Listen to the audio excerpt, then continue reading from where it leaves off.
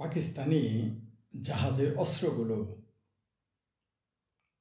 কাদের হাতে পৌঁছে গেছে, কারা এগুলো ব্যবহার করবে, কাদের জন্য পাঠানো হয়েছে। এখন প্রশ্ন হলো যে পাকিস্তানি অস্ত্র এসেছে জাহাজে করে, আমি কিভাবে নিশ্চিত হলাম? ধোঁয়া দেখলে বোঝা যায় যে নিচে আগুন আছে। এটা যুক্তি নিয়ে যারা পড়েছেন, দর্শন নিয়ে যারা পড়েছেন তারা জানেন নিচে যদি ধোঁয়া থাকে, যদি আকাশে ধোঁয়া দেখেন, নিশ্চয়ই নিচে আগুন আছে। তো আমরা আকাশে ধোঁয়া দেখেছি, ধোঁয়া দেখে আগুন আমরা এখনো দেখিনি। আমরা ধোঁয়া দেখে বুঝেছি যে এইখানে আগুন আছে। কিভাবে?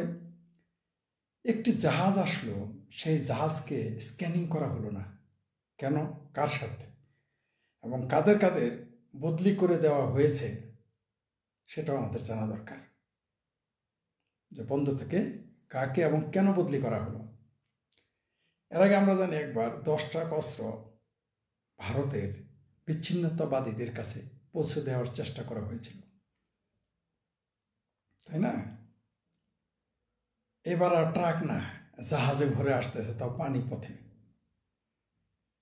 কোনো সন্দেহ নেই যে অস্ত্র এই পাকিস্তানি জাহাজগুলোতে অস্ত্র ছিল, কোনো সন্দেহ নেই, সন্দেহ করার কোনো সুযোগই নেই। কারণ না হলে স্ক্যানিং কেন করবেন না? ভয় কোথায়? আর যেটা কোনো সরকারে কোনোদিন করতে সাহস পেল না, হঠাৎ করেই এই সরকার, তথাকথিত সরকার, এই এনজিওগ্রাম সরকারের উপদেষ্টারা এই সাহসটা কী করে পেল? আরও সন্দেহ নেই যে শুধু পাকিস্তান জড়িত নয়, এর পিছনে যে আরও কেউ কলকাঠি নাড়তেছে তাতেও কোনো সন্দেহ নাই, কোনো সন্দেহ নেই। এখন এই যে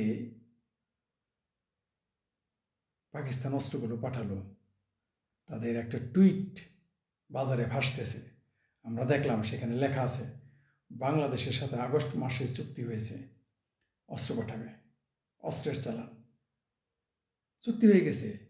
এই সরকার এই দেশে চাল, ডাল, নুন, তেল, চিনি, আলু, পেঁয়াজ, মরিচের দাম কমাইতে পারে না, গার্মেন্টস শ্রমিকদের বেতন দিতে পারে না, সেই খোঁজ নেয় না, কিন্তু অস্ত্রের ঠিকই সন্ধান নিয়ে ফেলেছে। ওই যে আমাদের দেশে একটা নিয়ম আছে, যারা বলে বয়কা মাল, মানে যেগুলো বাতিল মাল, আমরা জানি এই অস্ত্রগুলো যে খুব এই মুহূর্তেই যে খুবই দামি জিনিস এসেছে তা না, এগুলো বয়কা মাল, বয়কা মানে বাতিল মাল, যেগুলো কেউ কিনবে না, ওগুলো পাঠাইছে, কোনো সন্দেহ নেই। কিন্তু এগুলো কার হাতে যাবে?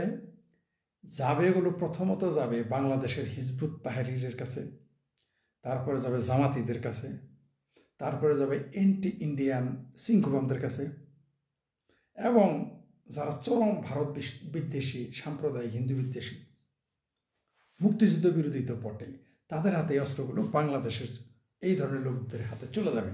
এর জন্য আপনি মগবাজার, জামাতের অফিস, কাকরাইলের তাবলিগ মনে করেন না, এরা নিজেরাই মারামারি করে। সুতরাং এরা যে কী করবে না, নিশ্চিত থাকেন। বরাবরই বলে আসছি, তাবলিগ হচ্ছে সন্ত্রাসীদের, মুসলিম জঙ্গিদের এই উপমহাদেশে আতুর ঘর। এটা অনেকের কাছে খারাপ লাগতে পারে। এরাই কিন্তু বলে, এক তাবলিগের এক দল আরেক দলকে বলে তারা ইহুদির এজেন্ট। কেন বলে জানেন? তারা আসলে ইহুদির এজেন্ট, হয়তো বা, আমার বক্তব্য এটা তাদের বক্তব্য, আমি বলি নাই যে তাবলিগ ইহুদির এজেন্ট। এক পক্ষে আর সাত গ্রুপ বলে জুবাইয়ের গ্রুপ ইহুদির দালাল, জুবাইয়ের গ্রুপ বলে সাত হচ্ছে ইহুদির দালাল, তার মানে দুইটাই ইহুদির দালাল। তাই না? কে বলছে? তারাই বলছে, তাদের মৌলবীরাই তাদেরকে দালাল বলতেছে ইহুদির। কিন্তু এরা আসলে জঙ্গিবাদের আতুর ঘর। এখানে হিজবুত তাহরির, জামাত এবং এই তবলিগ, এদের কাছে অস্ত্রগুলো যাবে, আর যাবে ভারতে যারা বিচ্ছিন্নতাবাদী, তাদের হাতে অস্ত্রগুলো চলে যাবে। মানে এই উপমহাদেশকে অস্থিতিশীল করার জন্য যা করার পাকিস্তানের মাধ্যমে কোনো একটি দেশ করতেছে। এখন কোন দেশ তা বোঝা বড় মুশকিল, এখন খুব মুশকিল। কোন দেশটা হতে পারে? আপনি যে সরাসরি শুধু আমেরিকাকে সন্দেহ করবেন তা না, আরও দেশ জড়িত থাকতে পারে, আমেরিকাও জড়িত থাকতে পারে, অথবা আমেরিকা এবং অন্যান্য দেশে জড়িত থাকে। এমনকি মানে পরস্পর বিরোধী দুই শক্তি, তারাও পাকিস্তানের মাধ্যমে এখানে ঢুকতেছে এইভাবে। কারণ এই অঞ্চল যদি অস্থিতিশীল করে, আর একটা গ্রুপের কাছে চলে যাবে। সেটা হচ্ছে বাংলাদেশে যে রোহিঙ্গারা আছে, এই মূর্খগুলো, মানে এগুলো শুধু মূর্খ না, এবং সন্ত্রাসী ওরা, কোনো সন্দেহ নাই রোহিঙ্গারা, বাংলাদেশে যেগুলো রোহিঙ্গারা আসছে এগুলো সন্ত্রাসী ছিল, তাদের হাতে অস্ত্রগুলো চলে যাবে। আমি রোহিঙ্গাদের কেন সন্ত্রাসী বললাম জানেন? কারণ বার্মাতে কিন্তু সব মুসলমানদের তারায় নেই, অন্যান্য প্রদেশে বহু মুসলমান আছে, তাদের তো তারাই নেই, রোহিঙ্গাদের কেন তারাইল? আর রোহিঙ্গা শুধু মুসলমানদের তো তারাই নেই, রোহিঙ্গা হিন্দু, রোহিঙ্গা খ্রিস্টান যারা পাইছে তারাই তারাইছে। শুধু যে রোহিঙ্গা মুসলমানদের তা না, তো হিন্দুদেরও তারাইছে, সেটা আমরা নজরে আনি না। আর এরা সন্ত্রাসী কার্যক্রম সেখানে বার্মাতে চালাইত, যার জন্য বুদ্ধিস্ট তাদের আগেই সমল উচ্ছেদ করে দেওয়ার চেষ্টা করতেছে। এখন এই জঙ্গিগুলোকে আশ্রয় দিতে বাধ্য হয়েছিল শেখ হাসিনা, বাধ্য হয়েছিল এই জামাতিদের কারণে। কারণ জানে যদি তখন যদি রোহিঙ্গাদের আশ্রয় না দিত, তাহলে বলতো ইসলাম গেল, মুসলমান গেল। এমনি তো আওয়ামী লীগ ভয় পায় মৌলবীদের দেখে, মৌলবীরা আমাদের কাবের বলে মোরতাদ, যদিও তারা বলে, এখন তারা সরাসরি বলে দেয় যে আওয়ামী লীগরা কাবের, মোরতাদ, মুশরিকি, শিরিকি এগুলো বলা শুরু করছে। তারা আগেও বলছে, আওয়ামী লীগ ক্ষমতায় থাকতেও বলছে, এখন প্রকাশ্য আরও বেশি বেশি বলে। যাই হোক, মৌলবীদের তারা সন্তুষ্ট করতে পারবে না, একটু আলাদা প্রশ্ন। এখন এই পাকিস্তানি জাহাজে যে অস্ত্রগুলো আছে এগুলো চলে যাবে রোহিঙ্গাদের হাতে। এদেরকে যে প্রশিক্ষণ দেওয়ানো হচ্ছে না, তার গ্যারান্টি কি? তার গ্যারান্টি কি? এই রোহিঙ্গাদের যে প্রশিক্ষণ দিচ্ছে না, তার গ্যারান্টি কি? তাদের হাতে অস্ত্র চলে যাবে, অস্ত্র চলে যাবে ভারতের বিচ্ছিন্নতাবাদীদের হাতে। কারণ এই এনুস গভর্নমেন্ট, এই এনুস মিয়া, এই ইস্তিখোর ইনুস, সে আসার আগেই ঘোষণা দিচ্ছে চিকেন খেয়ে ফেলবে। এটা তার নিজের বক্তব্য। একটা দেশকে আপনি হুমকি দিলেন। আমি দেখলাম আমাদের বাংলাদেশের বামপন্থীরা, ডানপন্থীরা, হুজুরপন্থীরা, তালেবানিপন্থীরা, হেফাজতপন্থীরা, হিজবুতিপন্থীরা, জামাতিরা একযোগে ভারতের এক সাংবাদিকের কথা বলছে যে তার তীব্র প্রতিবাদ জানাইছে, প্রতিবাদ করতে বলছে। সে নাকি বলছে চিটাগাং যদি ভারতের অংশ হয়ে যায় তাহলে তো হয়ে গেল। এটা প্রতিবাদ জানিয়েছে, এবং বামপন্থী ডানপন্থী সবাই প্রতিবাদ জানিয়েছে। কিন্তু যখন ইউনুস মিয়া বলল যে ভারতের চিকেন নেক খেয়ে ফেলবে, বা এখনও নাহিতেরা বলছে নাবালক, যেগুলোর আমি নতুন নাম দিয়েছি গেলমান উপদেষ্টা, এই 3 গেলমান উপদেষ্টাও বলছে, এবং গেলমান উপদেষ্টার যে সহকারী গেলমান ছিল সারা দেশে, তাদেরও আপনি ফেসবুক, ইউটিউব যে সার্চ দিলে আপনি তাদের পাবেন। তারা বলতেছে ভারতের চিকেন নেক খেয়ে ফেলবে। সেটা একটা সার্বভৌমত্বের, ওটা সার্বভৌমত্বের হুমকি ছিল না? একটা সাংবাদিক বলছে, সাংবাদিক টিভিতে বলছে একজন, আর বাংলাদেশে তো শত শত লোক এটা বলেছে। খোদ এই দেশের যে তথাকথিত এনজিওগ্রাম সরকার প্রধান, সে নিজে বলেছে চিকেন নেক খেয়ে ফেলবে। তাহলে এখন সেটা ভারতের সার্বভৌমত্বের প্রতি হুমকি নয়? আপনি নিজের সার্বভৌমত্বের জন্য হুমকি, নিন্দা জানালেন, ওটা আপনি কেন করতে গেলেন? হ্যাঁ, কেন করতে গেলেন ওইটা কেন করতে গেলেন আপনি? ওইটাও তো নিন্দাযোগ্য। আপনি তো আরেকটা দেশে, আপনি যেমন আমার দেশকে কেউ হুমকি দেখ, আমার দেশকে বিচ্ছিন্ন করবে, এটা যেমন নিন্দনীয়, আমিও তো কোনো দেশকে হুমকি দিতে পারি না। আমাকে কেউ যদি মারতে চায়, এটা যেমন নিন্দনীয়, কেউ হুমকি দিল আমার জানের, প্রাণের, এটা যেমন নিন্দনীয়, তেমনি আরেকজনেরও জান প্রাণ নিতে যদি আমি হুমকি দিই, সেটা তো নিন্দনীয়, তাই না? তো একজন সাংবাদিক, একজন বলছে, তার সে সাংবাদিক, সে বাংলাদেশ গভর্নমেন্ট, ভারতীয় গভর্নমেন্টের প্রতিনিধিত্ব করে না, সাংবাদিকের স্বাধীন। এটা বাংলাদেশের পত্রিকা না, এটা ভারতের পত্রিকা, ভারতের মিডিয়া স্বাধীন, চরমভাবে তারা স্বাধীন, তার সর্বোচ্চ স্বাধীনতা ভোগ করে। এটা বাংলাদেশ পাকিস্তানের মিডিয়া যে সরকার অবতারিক গোলামি করবে, সবাই করে না, অন্তত একটা পক্ষ থাকে তীব্র প্রতিবাদ করে, তারা তারা সার্বভৌম নিজেও। তো একজন সাংবাদিক বলছে, কোনো গভর্নমেন্টের প্রতিনিধিত্ব বলে নাই, বলছে আপনাকে দেশ দখল করে নেবে। তা আপনারা না বলছেন যে চিকেন খেয়ে ফেলবেন, স্বয়ং বর্তমান তত্ত্বাবধায়ক সরকারের এনজিওগ্রাম সরকারের তথাকথিত প্রধান সে নিজে বলছে, তার উপদেষ্টারা বলছে, তার সাংঘাতিক মাহমুদুর রহমান সাম্প্রদায়িক, চরম সাম্প্রদায়িক, তারা বলছে, জামাত বলছে, হেফাজত বলছে, এই আইরে বাইরের গাইরের, এই যে ফ্রান্সের এজেলাম খাওয়া রিফিউজিটা বলছে, রিফিউজির উস্তাদ ফ্রট মাজার চিঙ্গবাম সেও বলছে। কেউ বলে নাই যে ভারতকে ভেঙে ফেলবে। আপনি আন্ডা হয়ে মুরগি খায় ফেলতে চান, তো মুরগির একটা পশম আপনার একটু লালা দিছে, তাতে চিড়ে চিড়ে লাগান সর্বত্রমকে। আচ্ছা, আমি দেখাচ্ছি আপনাদের, এই যে দেখেন সেই টুইট, সে পাকিস্তানের খোদ, এটা আমার এখান থেকে উল্টা দেখাবে অবশ্য, এই যে টুইট করছে কী কী অস্ত্র আসতেছে পাকিস্তান থেকে, এটা টুইট বার্তায়, এটা আপনারা উল্টো করে দেখে নিতে পারবেন। এই যে টুইটে সেখানে বলছে যে Pakistan will supply 40,000 rounds of long range artillery shell, 40 tons of RDX ইত্যাদি ইত্যাদি, ঠিক আছে, আর অন্যান্য অস্ত্র তারা এগুলো এই টুইটটা আমরা দেখতে পাচ্ছি। আপনারা আশা করি আপনারা আমার আগে আপনারা দেখে ফেলেছেন। তো এই অস্ত্রগুলো, এই এক্সক্লুসিভ যেটা RDX, সেটা সন্ত্রাসী কার্যক্রমে সবচেয়ে বেশি ব্যবহৃত হয়। আর আমরা এখন জানি যে বাংলাদেশে এখন চরম মৌলবাদী, এবং শুধু মৌলবাদী না, মুক্তিযুদ্ধ বিরোধী না, এরা শুধু মুক্তিযুদ্ধ বিরোধী মৌলবাদী চরম নিজেরা না, এরা এরা মানুষের স্বাধীনতায় বিশ্বাস করে না, এরা অন্যান্য দেশেরও স্বাধীনতায় বিশ্বাস করে না। পাকিস্তান হচ্ছে সন্ত্রাস রপ্তানিকারক। কে না জানে এটা? কে না জানে যে পাকিস্তান সন্ত্রাস রপ্তানিকারক? এটা কে না জানে যারা সন্ত্রাস উৎপাদন করে এবং রপ্তানি করে? পাকিস্তানের এত বড় একটা জাহাজ বাংলাদেশে চলে আসলো, তার স্ক্যানিং হলো না। অথচ পাকিস্তানের প্রেসিডেন্ট পারভেজ মুশারফকে নগ্ন করে তার জাইঙ্গে খোলার পরে তাকে স্ক্যান করে যাইতে দিয়েছে আমেরিকায়। একটা সাবেক প্রেসিডেন্ট, এত বড় গজব পেচ্যুতি যা পৃথিবীর আর কারো বেলায় ঘটে নাই। বরং আমাদের দীপুমণিকে চুরি খেলে যেতে বলছিল, সে যায়নি। আমাদের তখন দীপুমণি তখন শিক্ষামন্ত্রীটাকে পড়াশোনা, আমার মনে নেই, দীপুমণির সাথে আমেরিকা, সে প্রাইম মিনিস্টারের সাথে শেখ হাসিনার সাথে দীপুমণি গিয়েছিলেন আমেরিকা। দীপুমণিকে বলছিল চুরি খুলে আসো, দীপুমণি বলছে আমি রাইট, তখন সে দীপুমণি পররাষ্ট্রমন্ত্রী, তখন সে বলছে আমি অনুষ্ঠানে অংশগ্রহণ করবো না। পরে খুদ প্রেসিডেন্ট তাকে নিজ জিম্মায় দীপুমণিকে আসতে বলে, সে তার চুরি খুলে নাই, তার বালা যেটা মেটাল সে তা খুলে নাই। আর পাকিস্তানের প্রেসিডেন্টের জাইঙ্গে খুলে ন্যাংটা করায় তারপরে এয়ারপোর্ট পারে দিয়ে দিছে। হোয়াইট হাউস তো দূরের কথা। আর হোয়াইট হাউসে দীপুমণি যখন গেছে তখন সে চুরি সে খুলে, সে বলছে আমি চুরি খুলে যাব না, এবং তাকে হাত থেকে চুরি খুলতে পারে নাই। তার যে স্পেশাল গার্ড তারা তাকে যাইতে দেয় নাই, কারণ ওটা আলাদা আইন, এক একজন এক এক ফোর্সের জন্য এক এক আইন। তারা সর্বোচ্চ ক্ষমতার অধিকারী, তারা যে কাউকে বাধা দিতে পারে প্রেসিডেন্টের নিরাপত্তার জন্য। তারা দীপুমণিকে যাই দেয় না। দীপুমণি বলছে আমি যাবো না, চুরি বলছে যে আপনি শুধু বালাটা খুলে দেন, স্বর্ণের বালাটা, শুধু আমি খুলবো না, এবং খুলে নাই। এবং সে ওই চুরি বালা নিয়েই সে ওই ওই মিটিংয়ে ছিল, প্রাইম মিনিস্টারের সাথে আমেরিকার প্রেসিডেন্টের সাথে মিটিং করছে। আর পাকিস্তানের প্রেসিডেন্টের জাইঙ্গেও খুলে দেয়, এয়ারপোর্টে খোলায় ফেলায় জাইঙ্গে, হোয়াইট হাউস তো দূরের কথা। আর সেই দেশের একটা জাহাজ আসলো, যেই দেশের প্রেসিডেন্টকে সভ্য দেশের মানুষেরা বিশ্বাস করে না, যারা জঙ্গি রপ্তানি করে, আর খুদ নিজেরাও জঙ্গি সন্ত্রাসী, এটা তারা মনে করে। নইলে একটা প্রেসিডেন্টকে জাঙ্গে খোলায় কোনোদিন? পারভেজ মুশারফের জাঙ্গে খোলাই ছিল, সে সামরিক প্রধানও ছিল, তারপর তার জাঙ্গে খোলেছে, বিশ্বাস করে নাই এয়ারপোর্টে।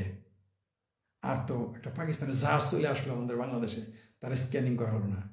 এটা কি করবে এখন? এই দেশে একটা, এই উপমহাদেশে একটা বিশৃঙ্খলা সৃষ্টি করে। কাশ্মীরে তো ধরা খেয়ে গেছে, কাশ্মীরে যখন 370 হটিয়ে দিল, ঠিক আছে, 330-35 এগুলো উঠে গেল, তখন মনে করেন যে এদের তো ব্যবসায় লস, পাকিস্তানের ব্যবসায় লস।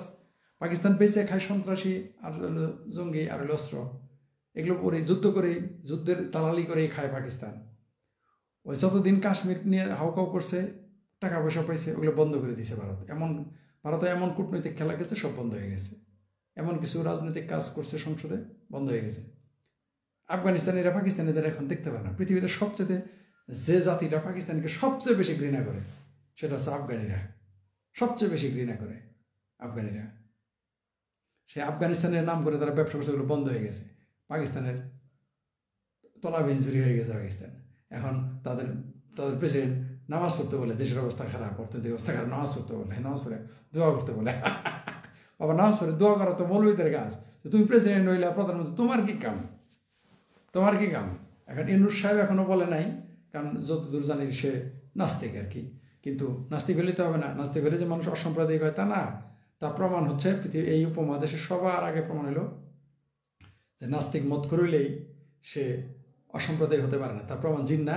আর এখন দ্বিতীয় জিন্না এই যে ইউনূস মিয়া, এই যে কিস্তিখোর ইউনূস, এই দুইজনে তার প্রমাণ যে নাস্তিক হলে আর মদ খেলে, শুয়োর খেলেই, এমনকি তাদের সন্তান অমুসলিম হলেও, যেমন জিন্নার সন্তান অমুসলিম, ইউনূসের সন্তান অমুসলিম, তারপরেও তারা অসাম্প্রদায়িক নয়, তারা সাম্প্রদায়িক, চরম সাম্প্রদায়িক।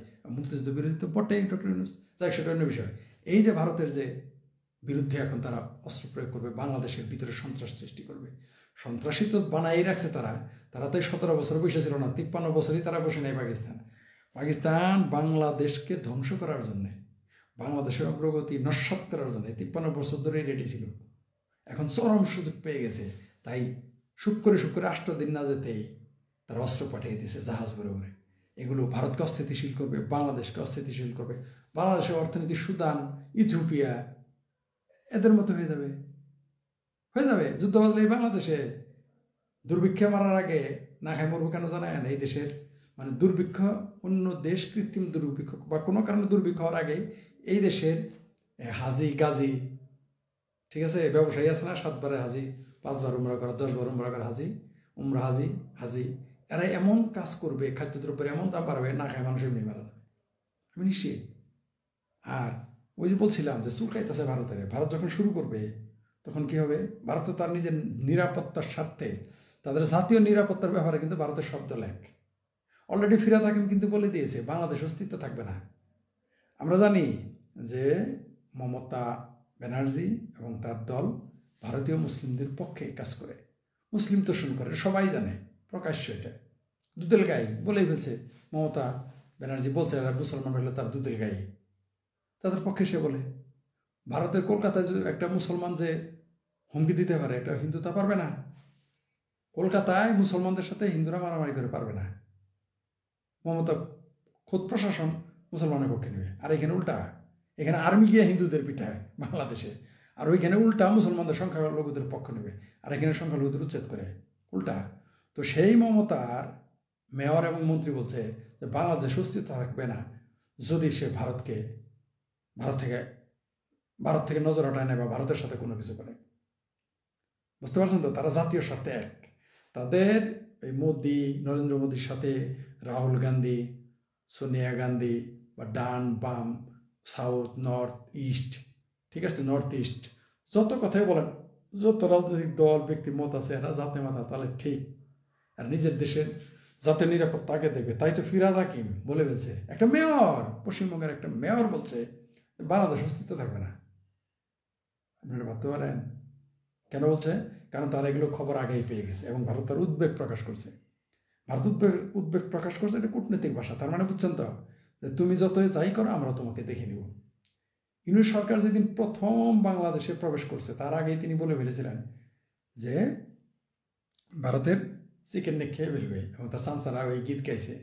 তখনই ইউনূস তার পতনের, মূলত ওটা বলেই তার পতনের,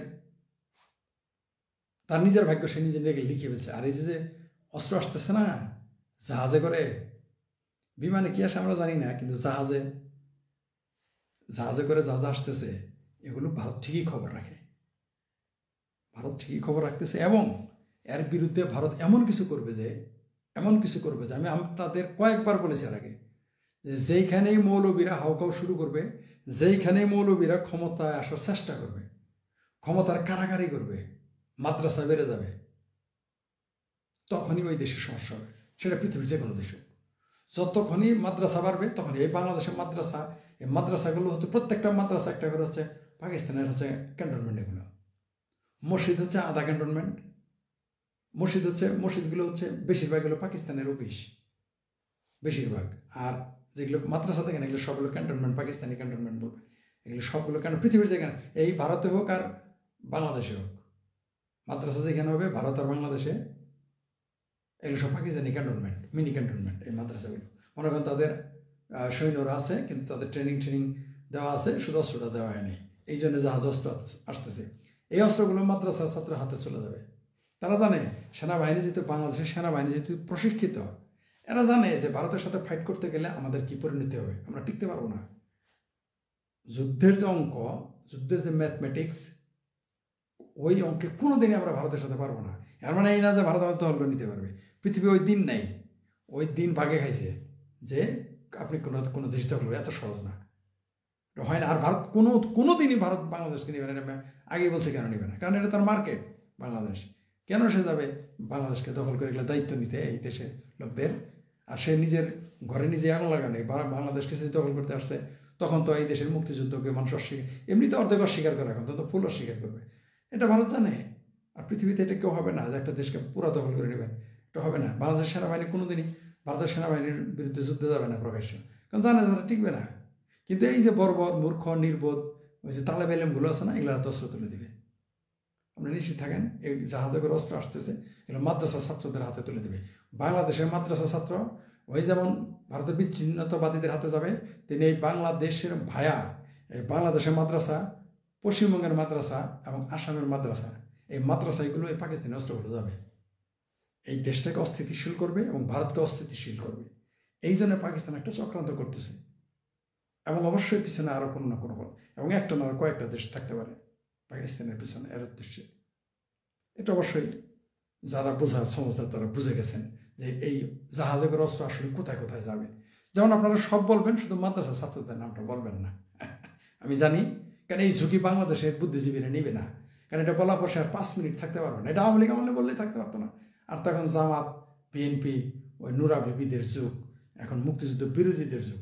এখন তো আপনি তো এটা বলতেই পারবেন না, বললে আর জীবনে আসতে পারবেন না। যেমন যে আমি বলছি, আমি তো কখনোই বাংলাদেশে প্রকাশ্যে আসতে পারবো না যতদিন মুক্তিযুদ্ধের পক্ষের সরকার গঠন হইলেও হবে না, তারপর আমাকে মেরে ফেলবে বাংলাদেশের এই জঙ্গলিরা। আমি জানি আওয়ামী লীগের লোকের মধ্যে যেগুলো জামাত শিবির, হেফাজতি মাইন্ডের, তারাই আমার মেরে ফেলবে। অন্যদের কথা তো বাদে দিলাম। ওই যে প্যানিক ভোটের মতো বলতে হয় যে ভাই আমি আওয়ামী লীগ ক্ষমতায় আসলেও, মুক্তিযুদ্ধের পক্ষের দল ক্ষমতায় আসলে বাংলাদেশে আমি গেলে বা বাংলাদেশে থাকলে, ঠিক আছে, আমি দৌড়ানি খাবো নিশ্চিত। দৌড়ানি না, আমার জীবন নাশ হবে। আমি জানি আমি ঘর থেকে বেরোলেই, আমি ঘর থেকে বেরোতে না, ঘরের মধ্যে থাকতে হয়। যাই হোক, সেটা অন্য বিষয়। এই ভারতের আপনারা যারা জনগণ, তারা সতর্ক হন, এখনও সময় আছে, সতর্ক হন। এই ইউনূস সরকার হটান, বাংলাদেশের সার্বভৌমত্ব রক্ষা করেন, বাংলাদেশের জনগণকে একটা মানে আপকামিং যুদ্ধ থেকে রক্ষা করেন, বাংলাদেশের জনগণকে একটি দুর্ভিক্ষ থেকে রক্ষা করেন, বাংলাদেশের জনগণ, বাংলাদেশের সার্বভৌমত্বকে রক্ষা করেন। যদি এটা করতে চান তাহলে ইউনূসকে হটাইতে হবে। এই এনজিওগ্রাম সরকারকে সরিয়ে দিতে হবে এখান থেকে, এই দেশ থেকে। তাদের এই সরকারকে সরাইয়ে দিয়ে নির্বাচিত সরকার আসতে হবে। এই সরকারকে যত তাড়াতাড়ি সম্ভব এদের হটিয়ে নির্বাচিত যে কোনো সরকার না আসলে এ দেশ কিন্তু আসলেই বিপদে পড়ে যাবে। এ দেশের অবস্থা খুব খারাপ হয়ে যাবে। আপনারা সিমটম তো পাচ্ছেন যে কী হচ্ছে এখন। আরও ভয়াবহ হতো যদি ট্রাম্প, আমেরিকাতে প্রেসিডেন্ট ট্রাম্প না হয়ে জো বাইডেন হতো, তাহলে দেশ, বাংলাদেশের অবস্থা আরও দ্রুত অবনতি করতো আইন শৃঙ্খলা বাহিনী। বাংলাদেশের অবস্থা আরও খারাপ হয়ে যেত, এরা আরও আরও উস্কানি পেয়ে যেত।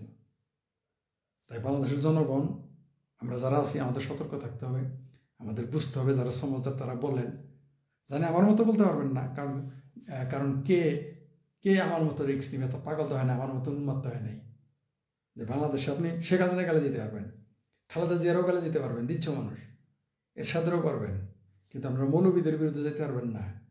কারণ দুইটা জিনিস কাজ করবে, একটা হলো জান্নাত, বেহেশত, নাম বেহেশতে আপনার নাম ক্যান্সেল হয়ে যেতে পারে। মানে বলৎকারী মৌলানার বিরুদ্ধে পড়লেও নাকি এই দেশে মানুষের বেহেশত ক্যান্সেল হয়ে যায়। আর তো ষড়যন্ত্রকারীদের বিরুদ্ধে তো বলবেন, মুক্তিযুদ্ধের পক্ষে তো পক্ষের যারা, তারাই বলে না, যারা মুক্তিযুদ্ধের পক্ষে তারাই মৌলবীদের সমালোচনা করতে ডরায়। অবশ্য এরা 71 সালে মৌলবীদের বিরুদ্ধে যুদ্ধ করছে। সব আমাদের এলাকার মাদ্রাসা যেগুলো ছিল সব ছিল হইলো, কোন মাদ্রাসা, বাংলাদেশে কোন মাদ্রাসাটা পাকিস্তানিদের আখড়া ছিল না? এরা ছিল পাকিস্তানের কোলাপরে। এখনও তাই হবে। এই যে পাকিস্তানের জাহাজ, এরা আসছিল অস্ত্র খালাস করতে, মনে আছে? ওই অস্ত্র খালাসের কাহিনী আবার ঘটতেছে, ইতিহাসের পুনরাবৃত্তি। আমরা জানি না আমাদের বাংলাদেশের মানুষ এবং বাংলাদেশের সাথে বাংলাদেশের ভাগ্যে কি আছে আমরা জানি না। হাসিনা কি লেখছেন?